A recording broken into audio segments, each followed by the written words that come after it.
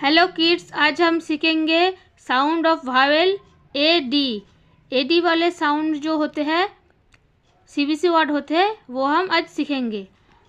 SAD sad तो क्या होता है? Sad. Sad sad. LAD LAD तो क्या होता है? लैड। BAD बैड क्या होता है? बैड।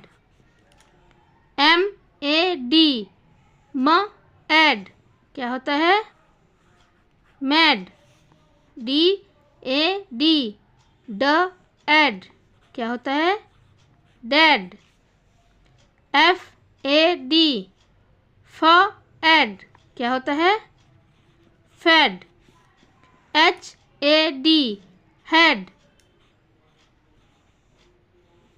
अगर आपको ये वीडियो पसंद आए तो लाइक करना, शेयर करना और मेरे चैनल में पहली बार विजिट करें तो ज़रूर सब्सक्राइब करके रखना।